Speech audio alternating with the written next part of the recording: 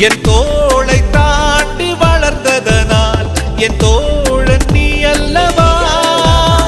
என் வேள்வியாவும் வென்றதனால் என் பாதி நீ அல்லவா. சந்தோஷத்தேரில் தாவி ஏறி மனமின்று மிதந்திட என் வானத்தில் ஒரு நட்சத்திரம் புதிதாக பூ பூத்து சிரிக்கின்றதே. எங்கே